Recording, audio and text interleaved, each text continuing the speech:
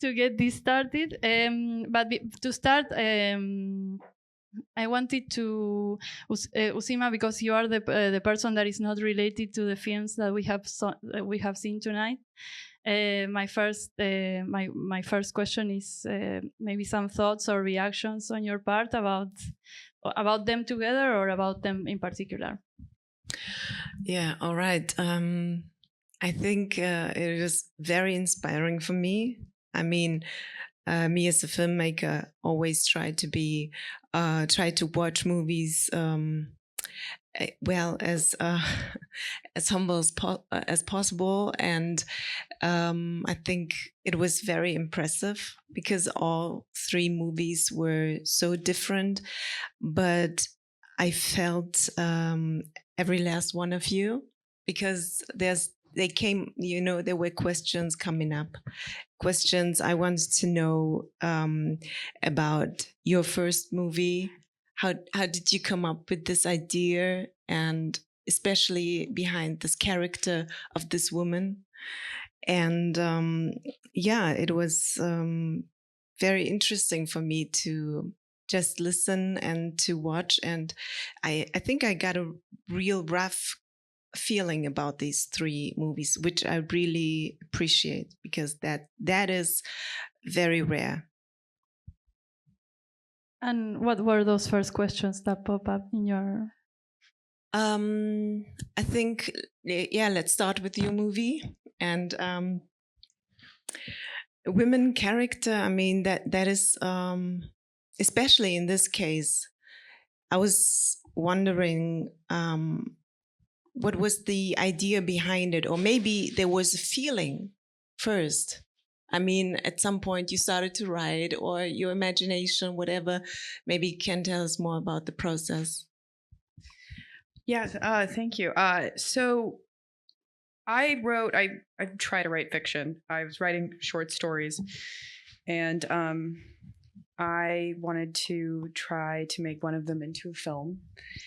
And so I turned one of my stories, bits, into this film. But the whole story, it was kind of inspired by a small obsession with someone, right? And then trying to understand, you hear bad things about someone, and you're more and more intrigued. And ultimately, it's but the character. I mean, I got to this character, and she's really just lonely, right? That's what it is. She feels as though she's been passed over. And I think that's something that a lot of people won't admit to, this feeling. But yeah, my idea was to make a film about someone who was passed over, and is jealous of something that they really shouldn't be jealous of. But yeah, I don't know if that answered the question. Just getting into the debate. Yeah, it's a good starting point, because when we, on the first night of Critics Week, which is not a screening but a conference, I don't remember, sorry, I'm being terrible at this moment, but I don't remember the name of very important director that spoke at the beginning, that has a film that is called Why Make a Film About People Like This? Maybe you can remind me. This is a German director. But I always think, since I've seen this movie many years ago, I always think about this idea, why make a movie about people like this? Which for me, it's a very touching starting point that really touches upon your the three movies, especially the first two, which is this idea of getting into the ugliness of things, no? Like to take a character that is that has an obsession, that is obsessed about something that no one would really admit to, but also has a really, this obsession becomes into really ugly images, or not. Maybe they are memories, maybe they are imaginations, maybe they are fantasies. We don't know about this, and this is fascinating. No, or this your character, no, Joshua, about that both in the first movie that this character appears and this movie, you have this sense of this very complex man baby that is going through something really horrible that he brought upon himself in a way. And I always watch this, and what's touching to me and what's intimate about these films is that we are watching people that you would ask why make a film about people like this, and in the same, no, this idea of joining and killing the father, no, there is this, you know, joining your stepmother to kill your father. There is this sense of getting into the ugly, no, like to vengeance all the sons and all the maybe you're kind of avenging almost the first character of the three movies in a way also. But so I wanted to ask you about this, no, like this idea of getting into the mud and making films about these ugly feelings, no? Whomever wants to start. Well, after Jeremy blew up his head, I think my film felt very cute, actually. So. Yeah, I mean, it's a really strange process because it kind of, for me, departs from a very personal story. I actually shot these images really long time ago when I was kind of starting to sort of learn how to use a camera. And we went to this countryside house that my father had at the time that he actually did one in a game of poker. So some parts of the story are real. And just kind of out of boredom, we started playing with the idea of maybe making a horror movie together in which, he would essentially get killed by his wife after she got possessed by this book. So there's something a little bit like Evil Dead about it. And yeah, maybe evocative of some of the horror movies that I was into when I was a teenager, which I'm still into, by the way. And then recently, my father got diagnosed with cancer about like a year and a half ago. And then for me, like rediscovering these images, which he himself gave to me in a CD back in 2021 when I visited Brazil. I'm from Brazil, but I lived for many years in Amsterdam, so I was very estranged from my family and from my father for a long time. So like working with these images was for me almost a kind of an exorcism to sort of try to kill him before he would die in a way. So I think maybe the ugly feeling was more of almost like trying to recover something before it would be lost. Yeah.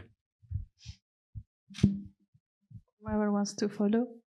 I mean, can I say I part of what I loved about your film was that it felt, the way it was filmed, which now I know it's older footage, right? But it felt so frank, you know, and that's kind of what made it dark. Is it had, and also funny at the same time.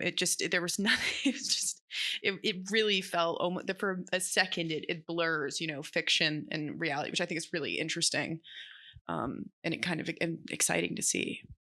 Oh, thank you so much.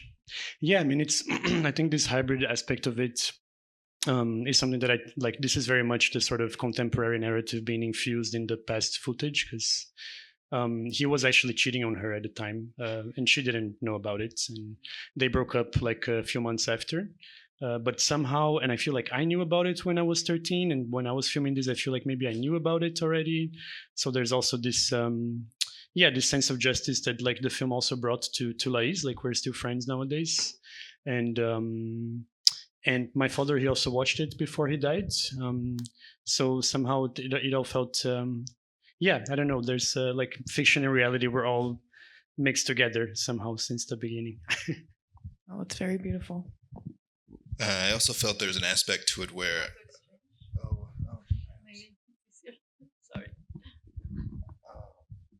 there's an aspect to it as well where it felt like a confessional, as though you sat me down and said, "Hey, buddy, you want to come over? I got this thing I want to show you."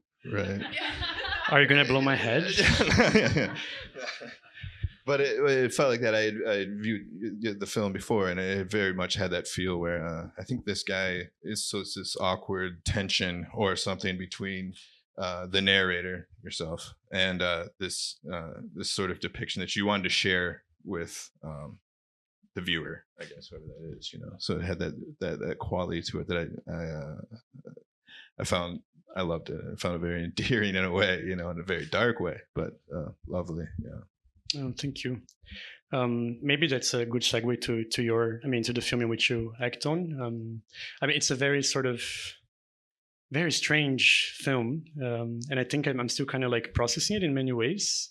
But the thing I was like thinking about the most, also knowing that you were an actor, and like, how was for you the process of embodying this character, and how did it actually, like, how was your collaboration with the director? Because I got a sense that you guys were also very close, perhaps, or that it was a very sort of close collaboration, and it definitely sort of, yeah, goes between several like different mental states and things that I can imagine it was not easy to sort of, yeah, embody, I guess. Yeah, that yes, Joel and I have known each other for a very long time. We've made a few features together. We made one back in 2013, came out 2014, called Buzzard, and that was the first time that these two characters appeared in a film together. Derek, who, for those that don't know, the character of Derek is played by Joel Petrikis, who wrote and directed the film. And I played Marty, and those characters first appeared in a film called Buzzard. And so this was 10 years later, we revisited these characters. So a big part of getting into this iteration of Marty was trying to go back to wherever, for me, obviously, wherever I was at 10 years ago, and think about how the world has changed for me within the past 10 years. Joel did some of that himself, of course, with his character. And he had a child in real life, and that child is also in the film. That is his son Solo. And so as far as getting into the character for this film, we had already had a little bit of a jumping off point in those characters that we had already developed years earlier. So I would say the hardest part for that was to try to think of what would happen to or what does a person go through in a 10-year period. And it turns out quite a bit for anyone. And it was 10 years of real time. So it's portrayed in the movie that way. But getting back to where we originally developed the ugliness of the characters, such as Marty in 2013, I cannot remember specifics. But unfortunately, I would have to say it probably did come from a very harsh, real place, a place of whatever I was feeling at that time. There's this line in this movie where Joel says, the Derek character rather says, they ripped me off, man. They ripped me off. They ripped me off. And I think that in 2013, that the character of Marty, if you go back and watch Buzzard, I recommend you do. I think that I carried with me a lot of feelings of that the world ripped me off, and that I had a lot of anger towards any and everyone, loved ones, the world, abstract figures. That was very real. And I was not an actor. I'm not a trained actor. I studied to be behind the camera, and then I left film school and took on a role as a musician, and Joel liked my performance, and so he started having me in movies. So I have no acting background. So when we were making Buzzard, I was kind of self-studying how to act, and I had no idea how to do it. So the best I could do was try to relate to it however I could. And it just so happens that Joel had this character, Marty, who was a vindictive chip on his shoulder. I'm so pissed at the world. The world is unfair to me, so I'm going to screw it over however I can. And I coincidentally had a lot of those feelings inside me at that moment in time. So it worked out, So for this, then yeah, what happens in the last 10 years, what's happened to all of our lives in the last 10 years, and how would you apply to this character? That was the question, Yeah, that's what I wanted to ask. I mean, it's really, interesting to see how these anti-heroes live in the society. And I mean, we all know frustration and when you get depressions and stuff like that. But did you come up with this feeling, or was it more like Joe coming to you and like talking to buddies, about your problems? Was it like the same, how do you say, dynamic? So Joel and I, we made our first film together, a short called Coyote, and we did that in 2009. And we didn't really know each other. We kind of had mutual friends, and so around that time we became very close friends, and we just had a similar sense of the world, and we had a lot of the same senses of humor, and we had a lot of the same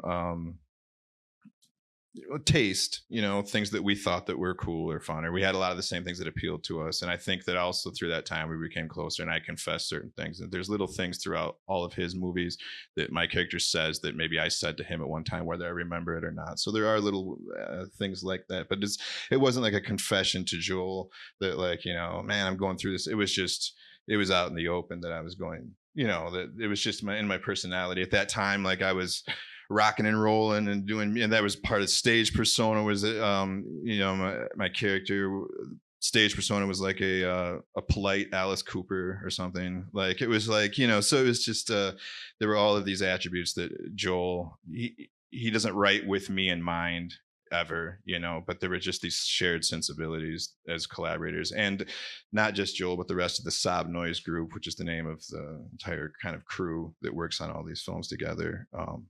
That we all kind of have a lot of these sort of worldviews that are shared. And now, because these were your feelings at the time, no? So like 10 years ago, and now that 10 years have passed and you have to revisit this character and look at it, no? Because I feel like maybe this film looks at the characters with a little more distance than the previous one, or I have this feeling. Like, how do you feel about this character now that you have 10 years to live with it? Yeah, so this character had a lot of regrets and things, feelings that a lot of acknowledgments, or you see them sort of unfold in the movie. One of my favorite moments that Joel wrote into the film, and I think we pulled it off okay, but it's when he's in the police station and she asks him for his name and address, and he doesn't know these basic facts about his best and only friend in the world, and he's realizing that as he's saying that. And so that type of acknowledgement of like how, I don't know, how difficult of a person I've been in the world, or whatever, that people can ask themselves. I'm saying that about myself right now. Does it portray to the character and how I related to portraying it? But those sorts of acknowledgments that we have from time to time when we do certain little things, like that they're uncomfortable to kind of what you were talking about this, like we don't want to admit that we have these things, but they're there. Lilliya, do you want to talk about the ugliness of of the character, or getting into the ugliness with this film? Oh, I mean, well, let me first deflect and talk about. No, I thought that the ending was really interesting. Specifically, the scene where he's standing and sees the family discover this body, and I felt maybe that there was some relief there, but I wasn't sure. I mean, I don't need answers. I thought it was fascinating because it was almost like he'd been looking for this body, and I guess it was to prove that he had done something wrong, or like he almost didn't believe that any of his actions had consequences, right? So it was like crazy making. Because now I'm processing the film right now in front of you guys. Yeah. That's the way I thought about it at the time. Yeah. So I can't guarantee Joel thought that necessarily, but that's the way that we kind of discussed it. Was a redemption or something, of salvation, or there's some other word. Yeah, for it's it, like I'm sure, but gets out. He gets out. He doesn't have to go to jail, and then the police won't listen to him. And finally, it's like just this proof that. Yeah, I mean, it was really very fascinating. Thank you. Yeah, and I don't know about what were you asking?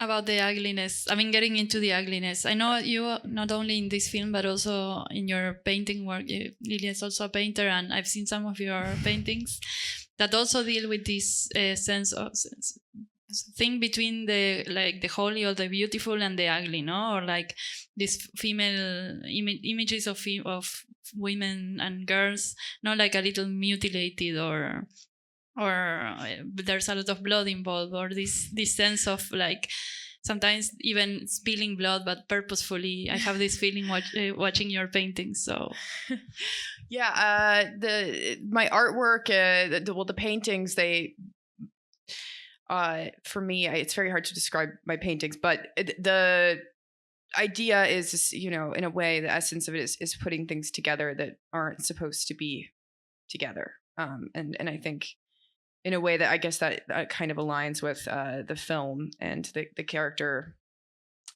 arc and motives not maybe making sense to people who want to understand. Like, I don't understand why she feels this way. I mean, the ugliness, I just think I think the most interesting thing, I think people are endlessly interesting. And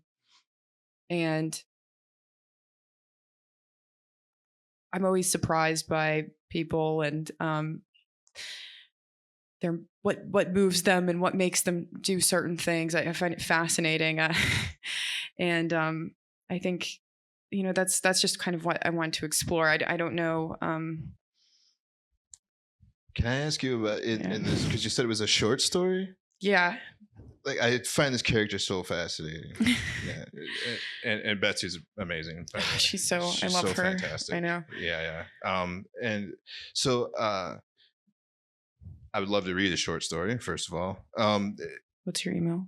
Just kidding. You got it. All right. And so people often say that, a movie's never as good as the book, right? Because there's so much more in the book. Is there, not that I'm begging for an origin story, but like, you're right. People are endlessly fascinated about why they do the things they do, or how the behaviors that they participate in, or the things that they idealize, or whatever. Like, there's just so much more that character that I want to know. Is there going to be a feature? Is it going to? I mean, it's incredible. Oh wow, that's very kind. Thank you. Yeah. I mean, the short story I think is I don't know. I mean, I'm much more comfortable in that. This was a new thing for me, so I don't know. It's very different, but I was inspired by, I think it's a Faulkner story, A Rose for Emily, but it was the point of view in the story is kind of from, it's not, you're not, I originally wrote the story, let's just start this way, from the POV of the girl who does get killed. Like, it's like she gets a rash and from this guy who, and you find out that it's just all very intense and a lot more active in a way. My original idea, and then I thought, well, you know what's more interesting is someone who's watching this and doesn't actually get to experience it. So I changed the short story. I wrote it from another perspective, and it ended up, I think, ultimately working out better, or being more interesting to me, at least. Yeah. I'm trying to think of how to even get into this. I don't know. I mean, what I maybe have a question adding to that perspective, because I also felt like, after you mentioned that it comes from a short story, suddenly this idea that we are so close to this character in, so many of these shots, and that you really experience elements of it which I could almost imagine them being written, like the final moment where she's having sex with the police officer in the car, and then there's suddenly this like bits of images of these women killed. I can almost imagine how that could have been written also. And I was really wondering about your process of translation from like this short story to the cinematographic space, kind of like, what were some of the things you had to consider while shooting it, like while thinking about the way that you would frame these characters? It was quite literal, actually, like especially that last scene. It's kind of exactly, if you were to write it and to imagine the writing, it's kind of exactly how I read the last scene is. The rest of it is very different, actually. But I always wanted to have this ending, and I mean, these are her she's imagining these bodies. She hasn't actually seen it, because we stick quite closely to her POV the entire time, and so it's limited in that way. And that was the idea, is just imagining what these bodies look like. It didn't even really matter if they were anywhere where they would have actually been. It was just all in her mind.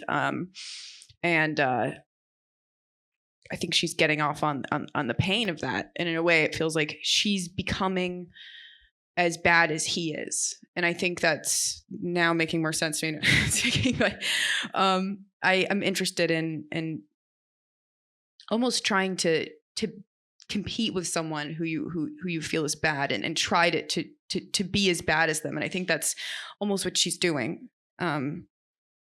She's identifying with what he's done. And you let her express her that by letting her come, right? Is it? Yeah. She's trying to come from the images of the dead body. Yes. Who hasn't? I mean, come on. Yeah. Yes. I mean, one of the things that I like the most about this movie is that I still don't know what to think of it. Like, it's a film that really has led me to many places. We had a lot of discussions. I think this is probably the film that we have discussed the most during the selection process. And these images, we discussed a lot these images, no? And we were discussing, are these fantasies? Are these supposed to be real? Like, at this point we leave her and do we move towards what really happened? And I sustain, no, that this is her, no? Like, these images are her imagination and her fantasy, and I still don't know what to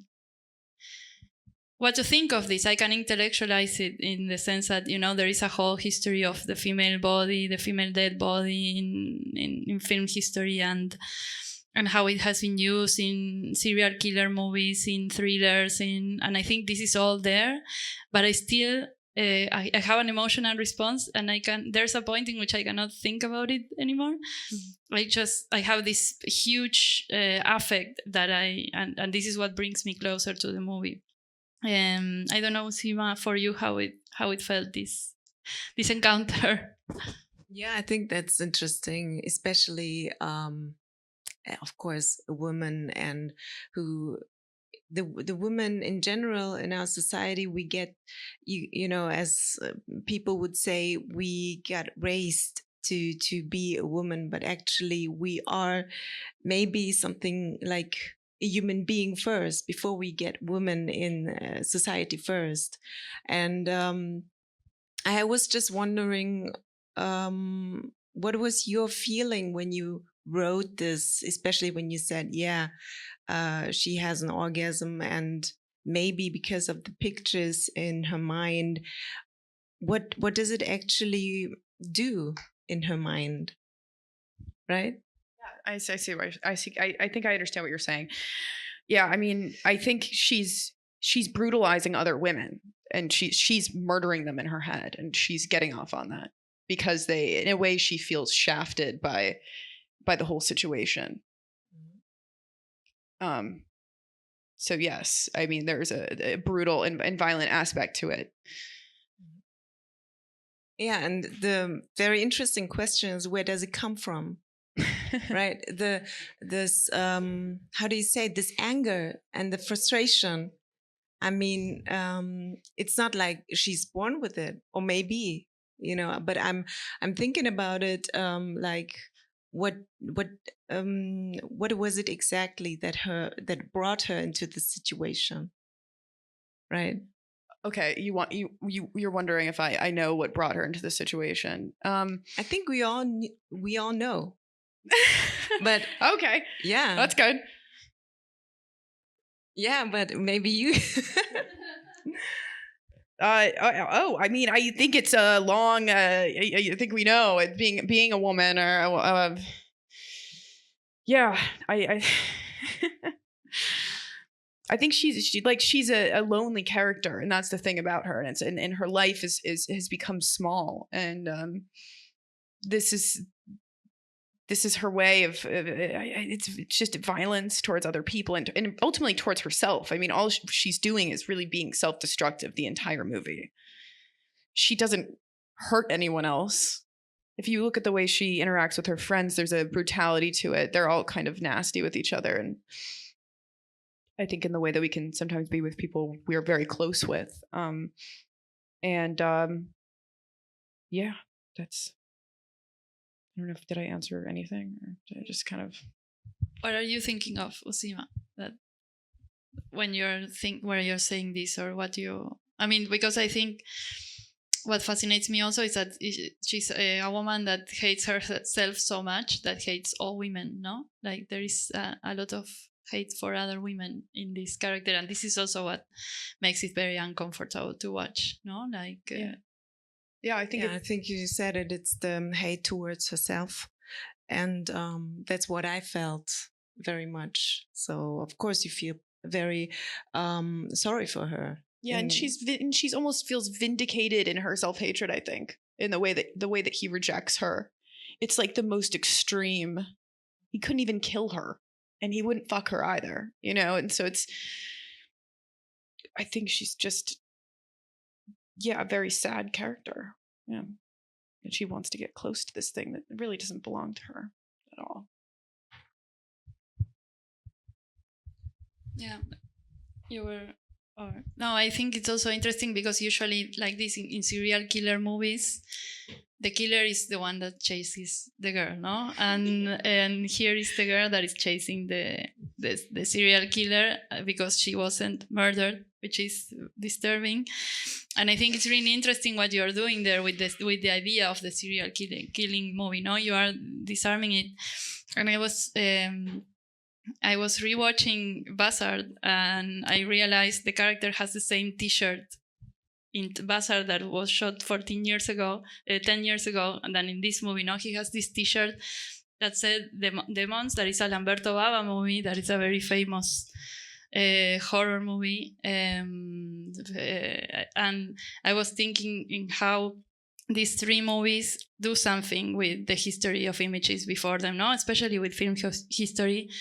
Your movie is playing on it's playing on this history of melodrama, no? Not only Greek tragedy, but it's also film history in terms of melodrama, but also the history of home movies and how, since the beginning of like home formats, not only Super 8 but especially video, film history changed in a way because children started playing with the tropes of genres to make their own work. So when we were all little, we all did horror films, or we did like zombie movies, or like stuff like this. And this changes film history in a way because now you have your hands on it since you're very little, and it happens the same with VULCANIZADORA, no? That it's, you and Joel have been making these films together for 15 years that became a very important type of American independent film, no? And this idea of looking at these almost like slackers or these men that are together and examining it, because I think you're also examining them, no? This character that feels that has been ripped off, but also is a part of a history of men hanging out in films that goes somewhere. You know, films, the history of films, especially American films, are the history of men hanging out together, doing either war or going to the West, or doing these different things. So I think, the men with another man, not having sex, but doing other things. And this is interesting to me. Futureless. Having no future. Yeah, and like with this idea of no future also. And I was thinking, how do you feel about this? How do you feel your films, or how did you think about film history in regard of the making of your own films? No.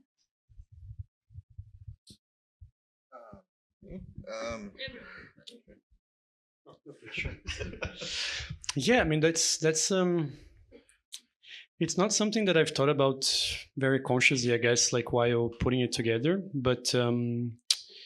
Like watching it a couple of times and sort of like after like seeing it on the big screen in the like we showed the film twice before also, and today like I think I become a little bit more aware of how it actually really starts as a kind of a home movie, trope. Like here's like what I shot as a child. This is my family, blah blah blah, and but actually also encountering the material was very much the same for me because in this data CD.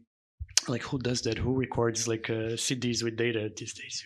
So my father did that, and so in this data CD there were also all these other videos which were really home movies, which were like I don't know, just like family dinners, Christmas party, like us going on holidays or, different things.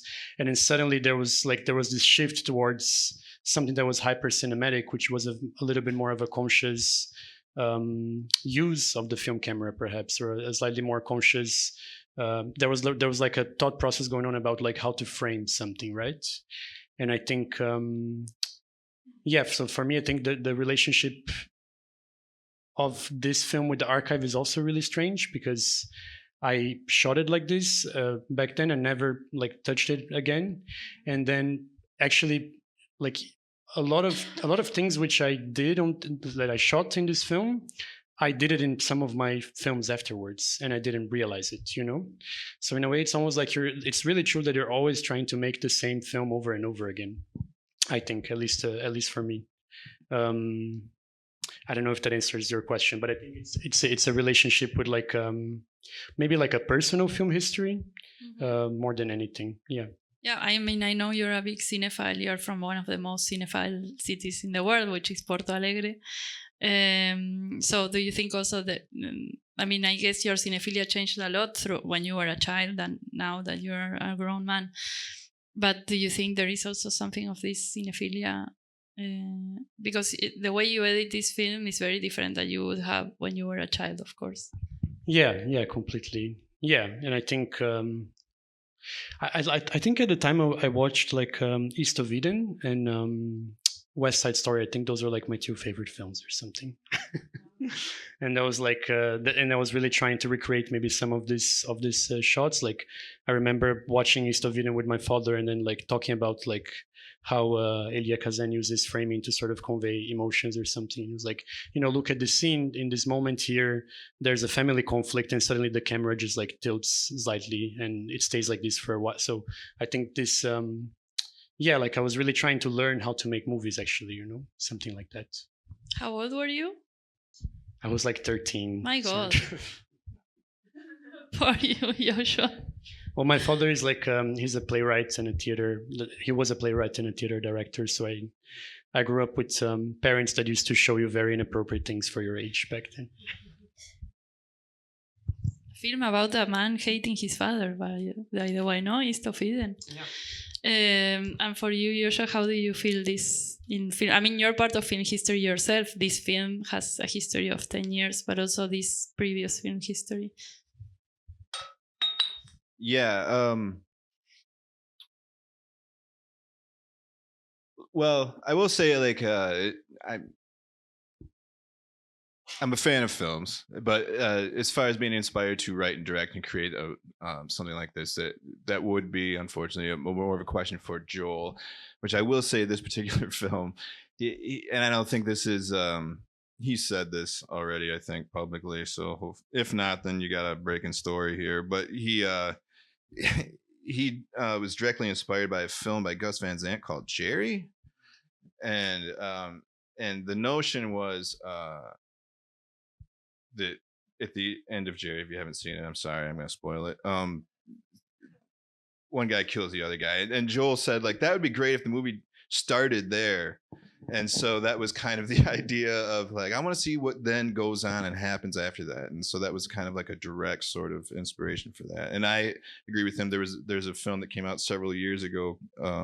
Catherine Bigelow directed it, The Hurt Locker.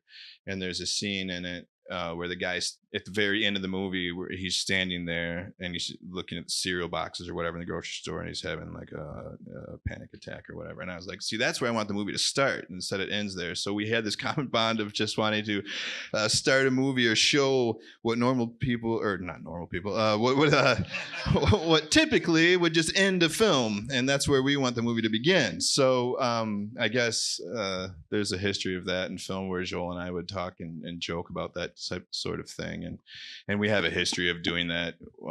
There's several movies like, is it possible to make a movie where a guy just sits on a couch through the whole movie, and like that became a film that we made called Relaxer. So it's just we think and scan our brains, he comes up with an idea and we talk about, well, yeah, is this a thing? Have you ever heard of this?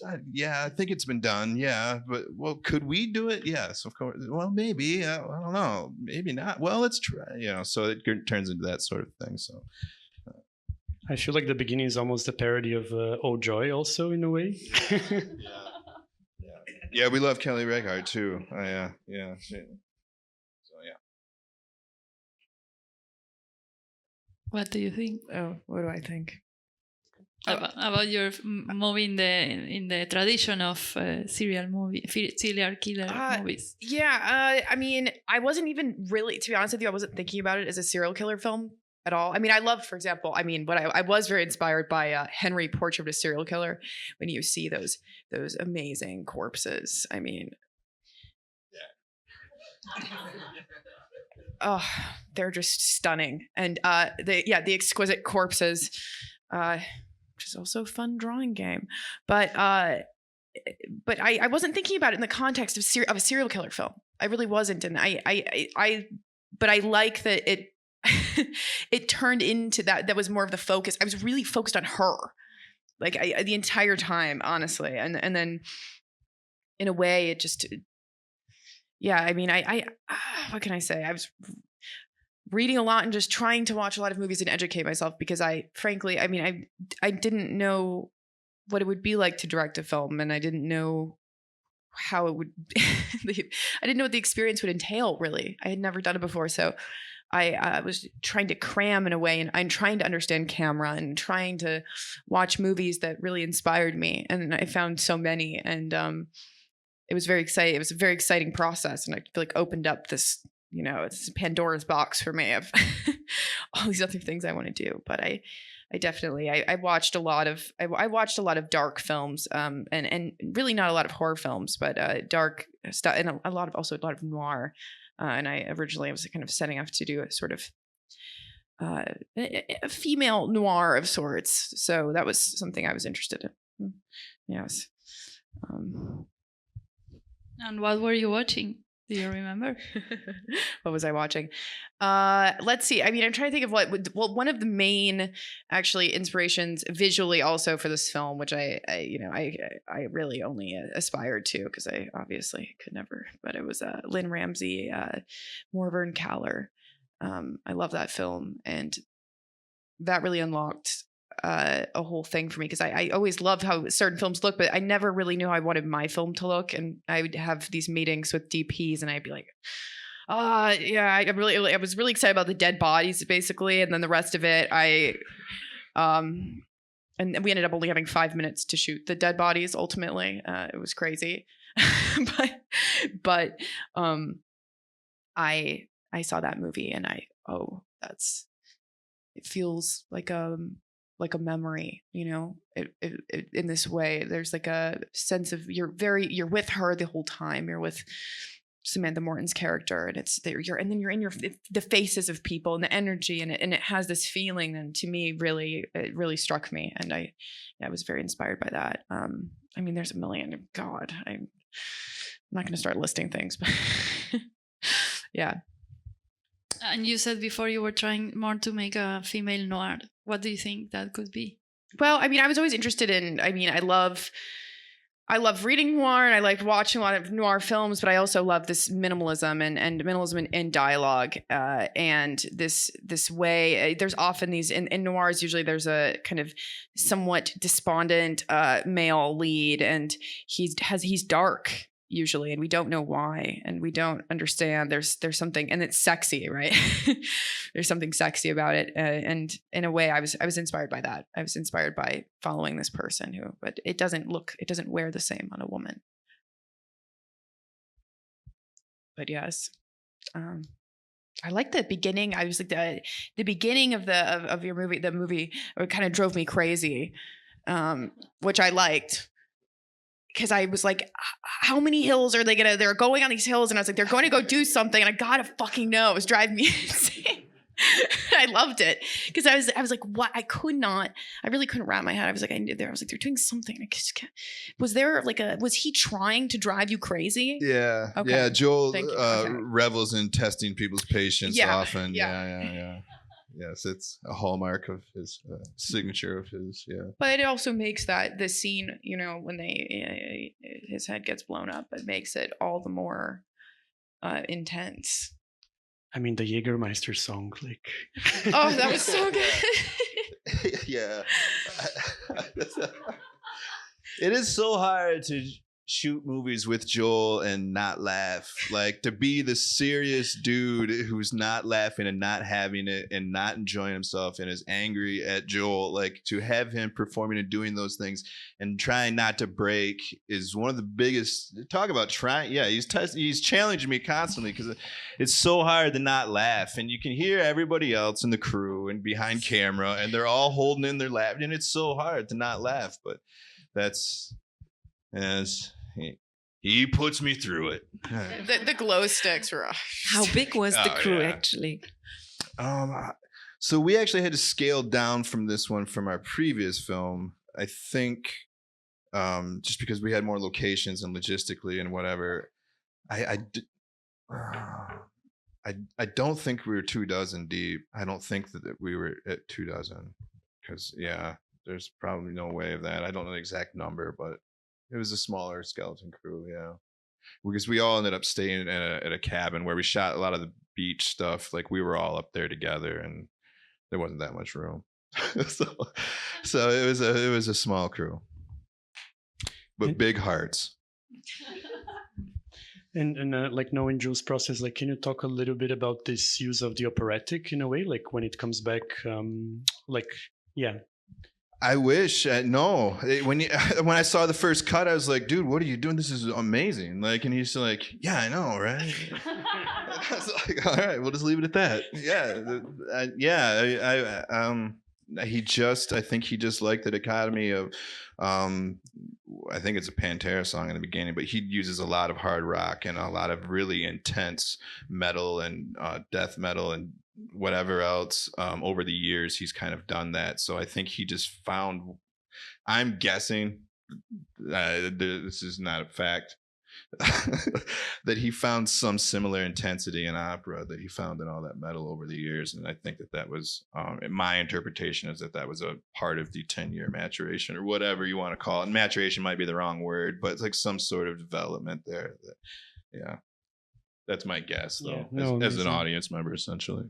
Yeah, because there's just some moments where very strange things happen, like also this optically printed kind of like zoom ins in the characters when you guys are fighting, and then like the strange like fades to the kids, like I think those moments, they really make the film be such a special, strange object in a way.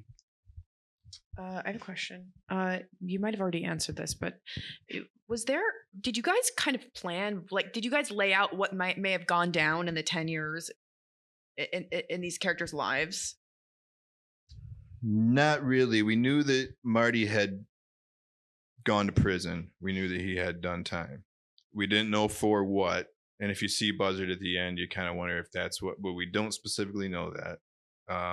We kind of left a lot of stuff open. We know that Derek had a kid. We know that he's still at his temp job, which is hilarious. He was at a temp job for 10 years. But we didn't really get into the specifics of it. We just know that they had, something that had happened. It's probably better that way. I was just curious. Yeah. We thought about it later, like kind of after the fact. I didn't revisit Buzzard to do anything for this film, really, but there's a scene in Buzzard where like he calls his family, and he's got 2 sisters that he tells his mom, tell him that I love him. And like, we didn't address that at all. Like, I don't know if it didn't come up, or we're just like, now he lives with his dad now. And we're just like, what did happen? So I got to admit, like, it's kind of a mystery to me too,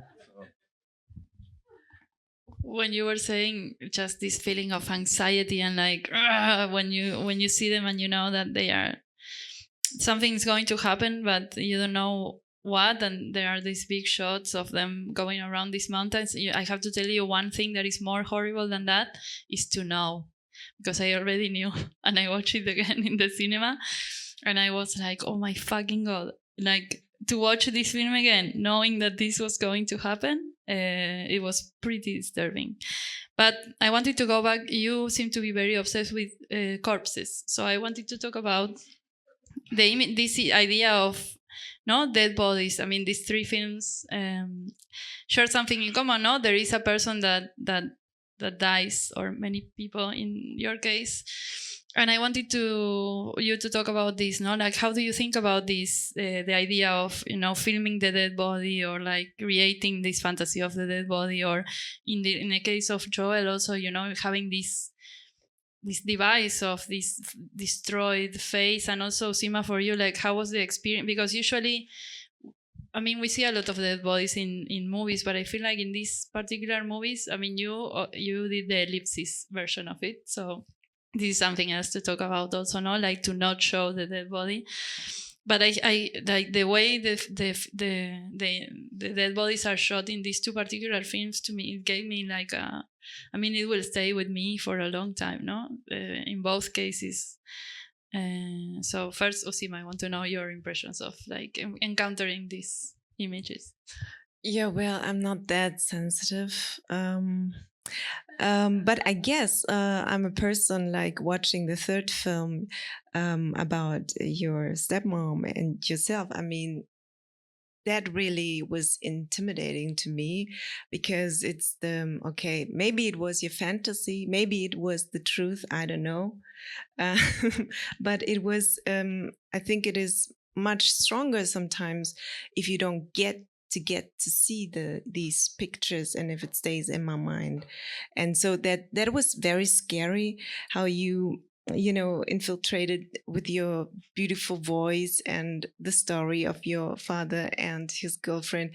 It was much more intense to me when you told the story. So I think it was for me much more scary just to listen to the sound, to the nature, and to a nice lady. And I think it was very smart to do that. I mean, you know what you did, right? Thank you. Yeah, I mean, I'm not sure if I know what I did, but especially back then, I guess. But there was one counter shot, actually. There was like a counter shot of my father sort of like screaming and stuff. But that just didn't really sit right with the rest of the material. And I think, speaking a little bit about the cathartic element of this film for me, like to use sound as a way to convey that this like body was dying, like was something that I really wanted to try to kind of push it to the limit a little bit, maybe more kind of going towards like Evil Dead's territory, you know. And actually it's my own voice being butchered, like I'm acting like my father dying, and then distorted with a lot of reverb and other things that we did to it. And the whole like Foley process of the film was actually really long. Like the thing that took the most in this film was making the sound, because like most of what you hear on screen was not really like it's not location sound, so it was all recreated. And we kind of wanted to sort of push to that limit in which you're not really sure if it's real or if it's not, and it just sounds a little bit off sometimes. So then like the element of the killing was to not show the body, I think was really helped kind of conceiving that aspect of the sound design in a way. But usually, I mean, I stab people in films. I've amputated penises in the past also. So this is like was the first time that like that I actually don't use like very explicit images in my work also. So I relate very much to dead bodies as well. And your dead bodies, how did you make them? Did you think about them? How do you know? I mean, you were there, no? You were not the dead body yourself, but you interacted with it a lot. Yes. So the contraption was done by Joel's brother, Chuck. And the design came from Mike Saunders, who did art direction for the film. And we had a contest in the group of how to kill, how to do that. So that was like the level of involvement. Everybody had like ideas and they threw them out there of what, and we thought Mike's was the best. And then as far as the dead body goes, there was a crude makeup job done, and I actually thought the makeup job was really gnarly. It looked great. And then then I don't know how they did that. It was some post trickery, some VFX. So whoever did that, hats off. I'm not exactly sure though. I wasn't a part of that process. Yeah. I don't have a thing for dead bodies. Sorry, guys. And for you, how did you think about them? How did you do them? Well, I had been painting dead bodies and limbs and stuff for a long time, and so when I got to finally doing the whole thing and getting to make these corpses, the scenes, the corpses, I didn't realize I had this makeup artist, and she said, you know, Lilliya, what do you want the corpses to look like? And suddenly I realized this question was freighted with meaning, right? It wasn't just I couldn't just say, you know, they're dead, you know, because it has to be. I had to figure out what he did to kill them. But then I realized, more importantly, it was also what she imagined he did. Because, for example, the girl who's lying on the floor and they're having sex above her, that corpse, Siobhan, she isn't actually dead.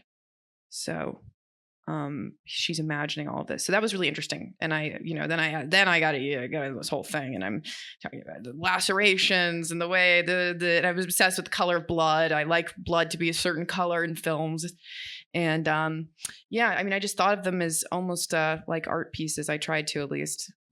Ultimately, we actually got screwed because, of course, we ran out of time, and I ended up running with my DP. We had the corpses ready.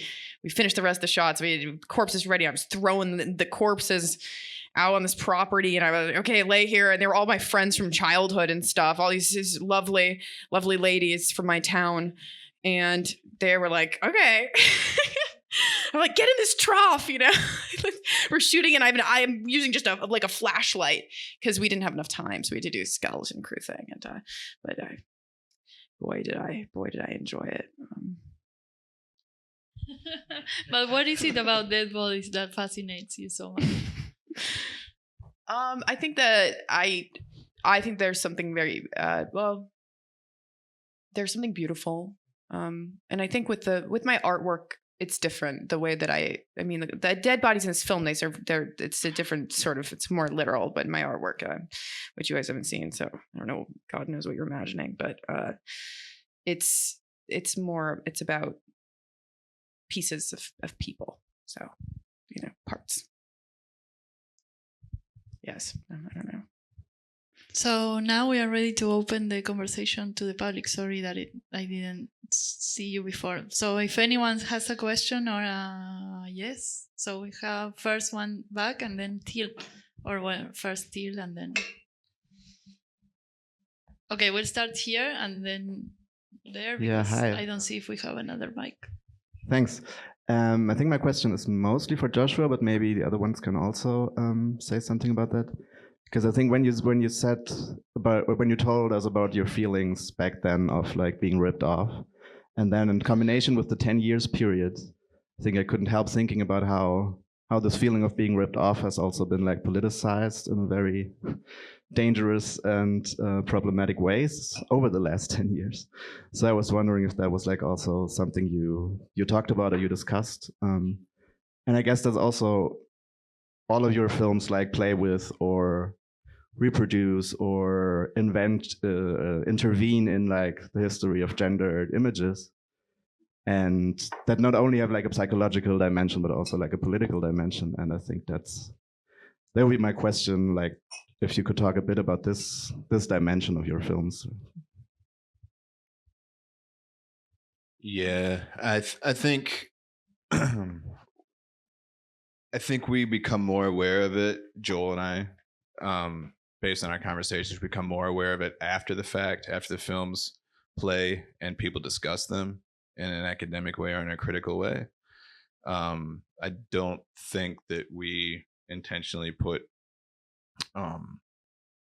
much political thought into what we're doing or social thought much into it, which just it exists inherently in the world in which we live, I think. So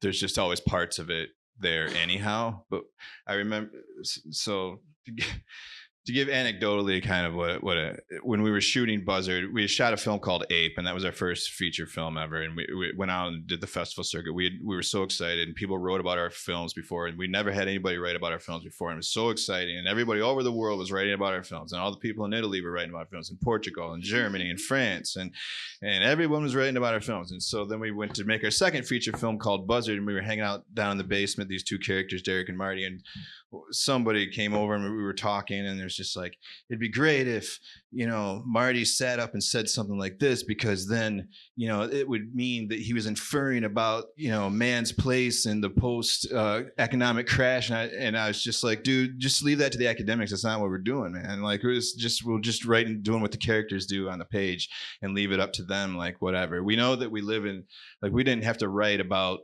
Detroit and the economic collapse and everything that happened in 09, 10, whatever was going on in those years in the United States and in the Rust Belt area. Like, we lived there, so we just had to show it, and then people could infer however they wanted to about it. That's was kind of our approach to it. And I think at Tribeca, like, we didn't think so much about the male loneliness thing.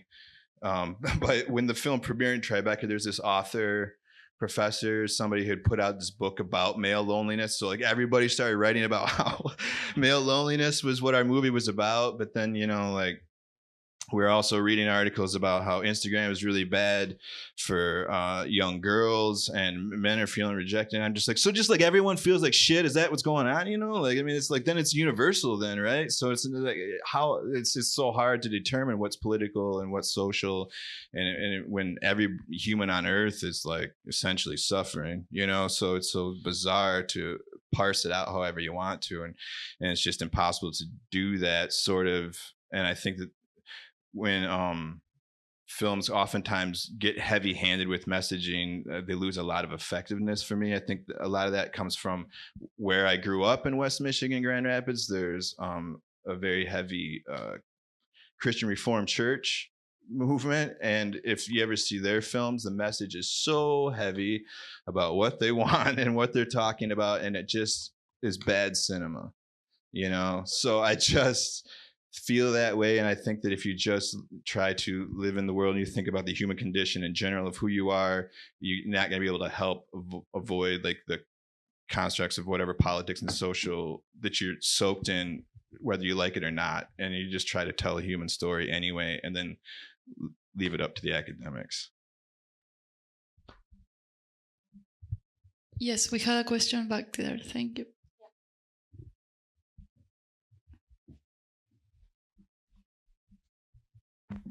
Hi, I have a question to Lilliya. First of all, thank you for your film. I really liked it, and I have only one question. Why did you kill the dog? So, thank you so much. Thank you. Why did I kill the dog? Well, I didn't kill the dog. He killed the dog. And this is just to show a lack of empathy. He killed the dog and just dumped it in the trash. And she found the dog and still wasn't really deterred. She went and buried it. But it almost, I think, served as another way of her contacting him or feeling close to him, was by burying his dog. So that's why I killed the dog, and the dog's name is Bits, and the movie's name is Bits.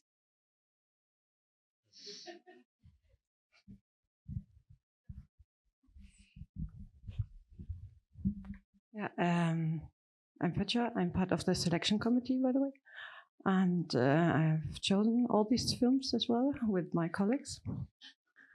And I've got a question for you, Lilliya, as well, because we argued a lot about this film, actually. And I was very reserved, especially about the last scene. Because for me, personally, it is, if I see a movie where I feel like women's bodies are so much exploited. For me, it's highly problematic, and especially And that way, I thought as well, while she's having an orgasm and she has this fantasy of these bits of bodies, by the way. So I thought as well it's a reference to bits of bodies. I was wondering, as wouldn't it have been a problem as well if this film was made by a man having sex with someone and having the fantasy of these bodies? So I thought, why is it a difference if a woman makes a film? For me, it was highly problematic, and I would like to know, why did you choose it? Really, what does this fantasy, like Uisenma as well, what this fantasy really should tell us, show us, or I don't know. I thought, because I know as well that you are a painter, I was actually asking myself, why didn't you use paintings, for example? I think that was an idea of mine, so I don't want to give, well, I was really shocked. So therefore I have to, to ask this question as well. So why did you choose really this ending that way?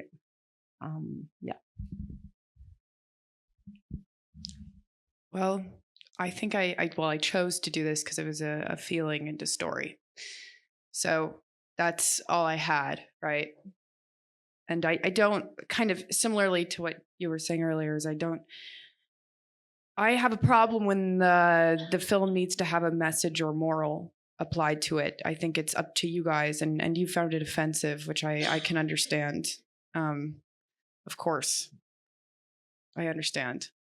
But I made it from a place of trying to tell a very human story and about paraphilia and about desire. And I think there's a lot of films that men make that they are fantasizing about dead women and fucking people and doing crazy things. And it lacks meaning often. And I don't know if my movie has meaning to the general public, but I felt connected to this character, and I felt like I spent a lot of time. It was very important to me that she was a full human, a full person. And yes, in a way, it is immoral the way she's treating these corpses that she's imagining. She is trying to abuse these people in a fantasy, and be like him, which is disturbing and upsetting and lonely and it's dark. But yeah, I wanted to tell a story. So. And my paintings would have probably looked bad in the film. And also thank you for also selecting my film, even though maybe you didn't want it to be in the program. I'm very grateful to be here, and I'm honored.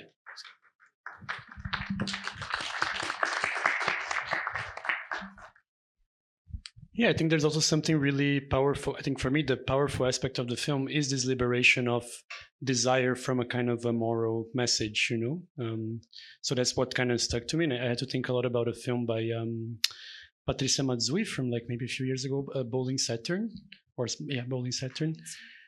I can't remember. I think I didn't really like it so much at the time it came out, but it's a film that really sort of like stayed with me also for that same reason in a way. Because oftentimes we don't get to see women making films about like, fully embracing a certain desire that is not like morally accepted by society or something. So I think for me, that's like a very powerful aspect of it, actually. Thank you.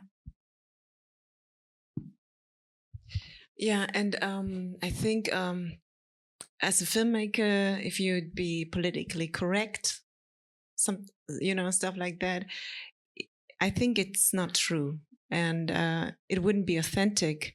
And even you, as a director, someone who wrote the story, you're a reflection of our society, and that's why it's so very touching and also very important to see your point of view as a young woman.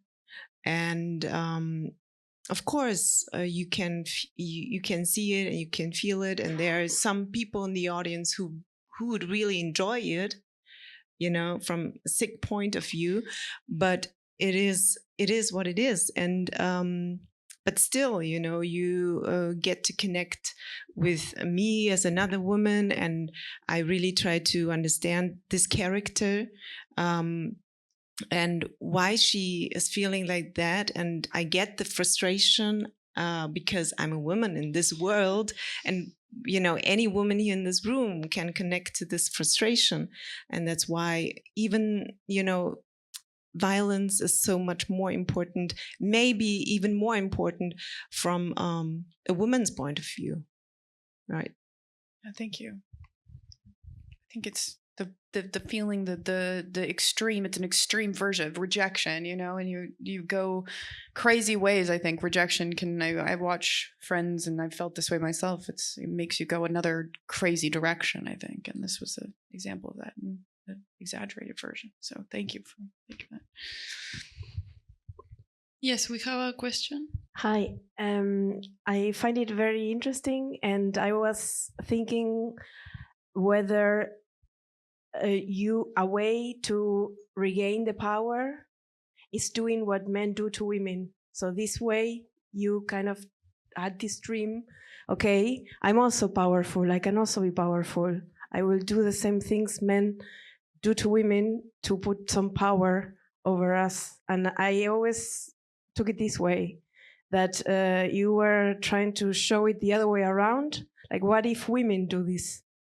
Would it have the same meaning? And the only thing I would have to ask you is, why would you do this to women too, and not to men, for example? Well, it's unclear. It's unclear to me whether you're saying me as me myself or the character. So if you, from a storytelling perspective, I'm not trying to get me, Lilliya. I'm not trying to tell anyone anything or make a message. So like I said, it's a story. So, but the character, I think it's honest, you know, and I think that's, to me, it's honest to me as the one who wrote it. So that's why I think that, I mean, I don't know. I didn't want to make a film about her fantasizing about killing men, because that's not what the movie is. And I don't think we ever really get redemption. Even if we try, we actually just end up in the same place. And that's what the movie's about. You know, that's what the movie is about. I think I got sick of seeing films where women get redemption and they feel, and they are, suddenly their life is fixed and whatnot. I think I've had problems with films that are like this. And, or revenge. She's in the same place she started, but worse. And I think that's how life can be. Do we have a last question? Yes.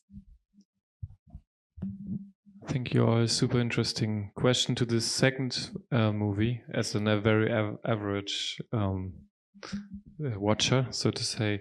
The scene with the exploding hack struck me quite a lot, of course.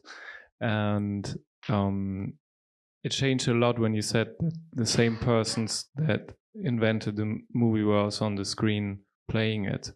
And I was just curious if there's anything to reflect on that, because for me it seemed like now it makes to me more sense, because it's easier to play something that extreme if you invent it yourself. Somehow that makes a difference to me, if someone would direct someone to do that or not. Also this sick game they play and stuff like this. I was just curious if there's any thought about that. Thank you. Sorry. As far as how Joel directed me during that scene, or I apologize. Well, probably more about himself playing that person, or like if he would also direct someone else to do that, for example, or if that would change a lot or not, because it's so extreme, at least from my point of view.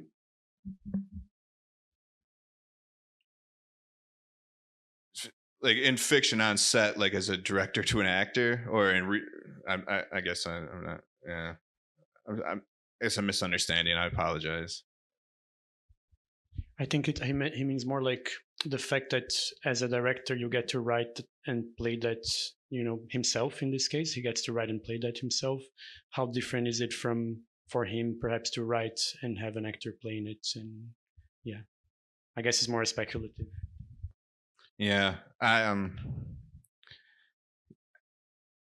not trying to cop out, but I don't know. I think that's a question for Joel. I'm not sure. I don't know how Joel feels, I guess, directing other people. But I'm legitimately not trying to be funny. I'm trying to scan my brain if we've ever had conversations about that, but I don't. I think just in that moment, it was just us screaming and just doing what we could do. And we were in that circumstance, and those masks were literally, they weren't so painful, but they were definitely present. And we just kind of did that for however long it was. Yeah. And I'm sorry. That's probably not sufficient, but my apologies. No, but I think in this panel we have a lot of people who have directed and acted at the same time, so we're lucky, or that have acted and directed in different times but have done both. So I guess something from that question could be, or if I understood correctly, do you think you can be more extreme as an actor if you write the extremeness yourself? Yes? For everyone as a closing statement. Okay. No, I like when people write for me because it gets me off the hook. Like it gives me I'm not responsible for what they wrote. If that makes any sense, then I can just go crazy because I didn't write it and I don't feel self-conscious about it. So it's easier for me to go crazy personally than it is for me to do something crazy that I wrote, I guess. You both have acted and directed in your case, Uisenma, in both at the same time. In your case, at different times. But do you think when I've never acted and directed, but if you write a part, does it give you the impulse to go beyond, more extreme, to go a little crazy? I don't know. I don't want to. I personally don't want to see myself act in anything I've done, but I do think it's very interesting. I could see it being a combination of being very it's intense probably because you watch the takes you've been in, hopefully, and I wonder was he not doing that at all? He was just completely Yeah, I personally never go to Video Village. I never watch any takes. No, but for example, Joel, right? Was he watching? Just for blocking purposes, but it's wow. Our DP Adam J. Menick, him and Joel are like brothers. Okay, so it's a real trusting. Oh yeah, they're so in sync all the time that it's 100% trust. So yeah, I think that I could see being the only thing that could really make it work is having someone who you really trust there. No doubt. And I guess. If you really, I could imagine writing something and not being able to explain it and being like, oh, fuck it, I'll just do it. But it probably wouldn't be very good. Well, I don't know. I have no idea. But I think I really respect anyone who does do that and pulls it off in such a, I also thought your film, for example, is such a fascinating combination of that. It was so personal feeling and and childlike in this way, the way it was filmed. And, I did feel like you were in it. And I know you weren't really in it, but it felt like you were in it, which I thought was very cool. Oh, thank you. For me, it's a really big struggle just to hear my voice on screen, I hate hearing myself. So. But in this case, there was no other option than to do that. So I guess those are things you're always kind of negotiating with yourself as a director and as an actor, because in the end, it's not about you, it's about the film. So, yeah. But I'm terrified of acting in my own film. So I'm not sure if Okay, I think then we are done. Thank you so much for this conversation and thank you all for staying. Please, an applause for them.